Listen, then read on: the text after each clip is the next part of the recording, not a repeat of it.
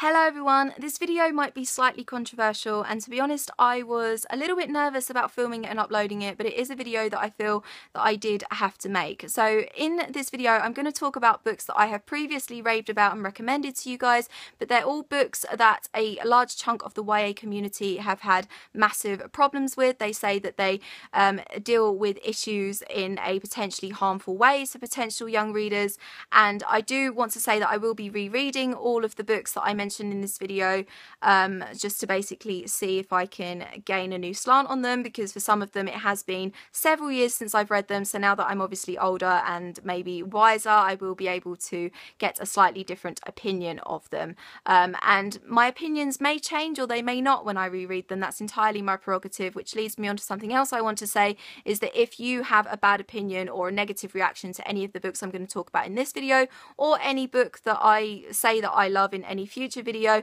then that is entirely up to you. I'm not going to judge you for that. Of course you're allowed to have your opinions just as I'm allowed to have mine.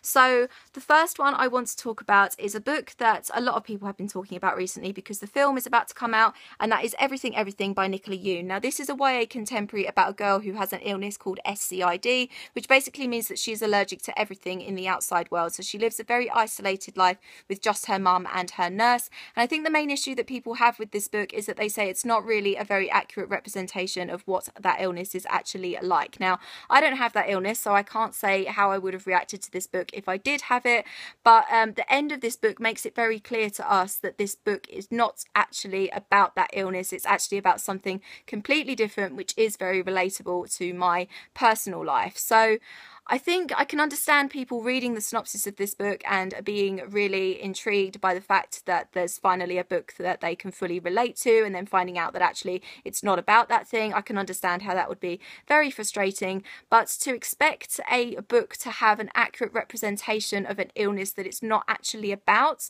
I don't really understand that kind of line of review. So I will be rereading it and seeing if my opinions change, but yeah. The next two I want to talk about are by the same author, and they are All the Bright Places and Holding Up the Universe, both by Jennifer Niven. Jennifer Niven is one of my favourite YA contemporary authors. I love her as a person as well as her books, but both of these books have had some really bad stuff said about them.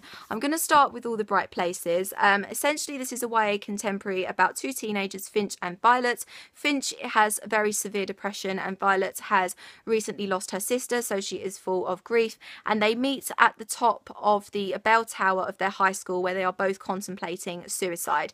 Now a lot of people have said that this book romanticizes depression and suicide, but I think a lot of people who have read and had a mostly positive reaction to this book will agree with me when I say that the ending of this book certainly does not suggest that depression or suicide is beneficial to anyone at all.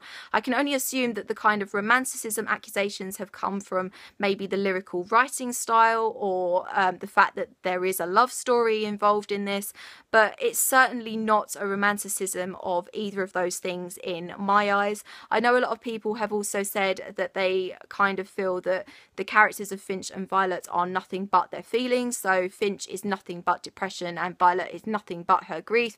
But certainly if you have an illness like depression, it does take up so much of your life and therefore your character, and that's actually one reason why I related to Finch so much, because yes, depression was a massive part of his life, just as it's a massive part of mine.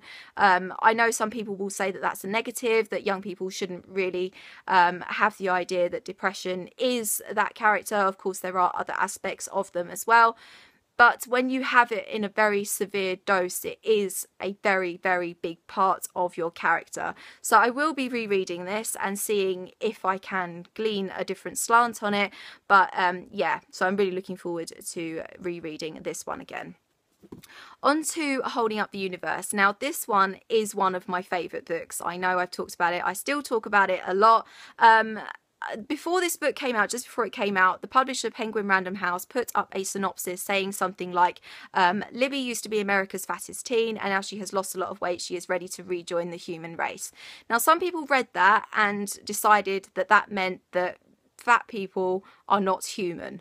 Now, I can kind of understand their thinking a little bit, but then they took that to mean that they can write a hugely negative review of this book before it had even come out, before they even could have possibly have read the book. Now, I don't really understand that mentality at all, and I think if those people had actually read the book, they would possibly realise that this book is not about fat shaming, it's not about misogyny, which some people have said, it's not about a need for romantic love. I did not get that impression at all. I literally got the complete opposite. I got that this book is entirely about self-love before finding a romantic relationship. Libby is one of my favourite YA characters, and I know a lot of people have said that they find her really self-absorbed and self-obsessed and really irritating.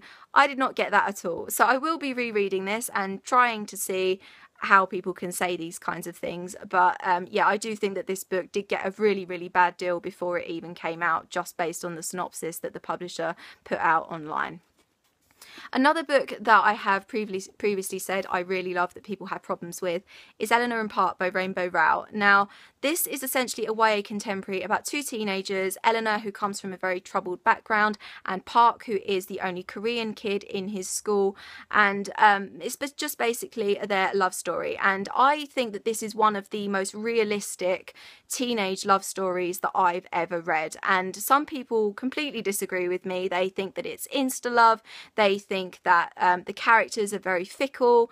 I mean, to me, both of those things are very real teenage things. If a teenager was really sure of their thoughts and feelings and opinions, I would certainly question them as a teenager. I'm not even sure I could relate to them as an adult, if I'm going to be honest. So to have fickle characters, I would say that's a really real teenager. And I think that's probably one reason why I can relate to them, because they are so unsure.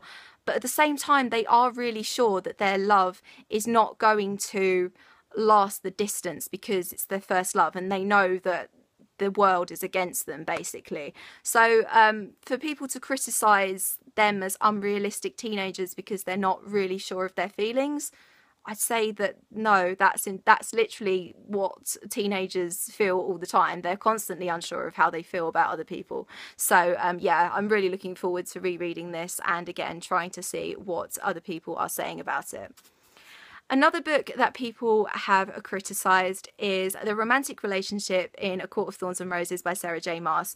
A lot of people have said that this endorses abusive romantic relationships. Now, I am literally all for slating books that endorse abusive romantic relationships. It's why I didn't get past the first Twilight book. It's why I didn't get past the first 50 Shades book. And yes, there is a potentially abusive romantic relationship in this. I mean, she is technically his captive, but we know at the end of this book that it's not the end of the story, that she has all of the potential to get out of this relationship into a much better, healthier place. I mean, I don't understand what people are suggesting. Are you suggesting that we never show abusive relationships in YA fiction, which just literally blows my mind, because surely you don't want to depict romantic relationships to be always perfect and these kinds of things don't happen. Surely you want teenagers to know that abusive relationships are real. So to eliminate them completely would just be crazy. But certainly to do it in a way where there is all of the potential to get out of it, like I feel this series does, surely that's the best way to depict them. So I will be rereading this, probably not before the third one comes out, because that comes out very soon. I will be reading that, and then after I've read it, I probably will read all three of these books again, just to see if I can see what other people are saying about them. And the last book that I have recently said that I loved and that I know people have a lot of problems with is The Fault in Our Stars by John Green. And it was literally years ago I read this book, and I haven't reread it since. Literally 5 years ago I read this book, so I am a lot older and certainly in a different headspace now. But a lot of people have said that this romanticizes a cancer, that the characters are very wishy-washy, that their romance is really ridiculous, and that there's no conflict. I would argue that the reason reason there's no conflict is because this is all very fast love again, but again I would say that's very realistic of teenagers who are trying to live their lives to the full, and therefore they don't get out of the honeymoon period, which is why there's no real conflict between them. But I certainly would not say that it romanticizes cancer. I know that some people do have problems with particular scenes in this book. They say that it romanticizes other things such as the Holocaust and things like that, which people who know this story will know exactly what I'm talking about there. So I will be rereading this and see if I feel completely differently about it now that I am quite a bit older than when I first read it.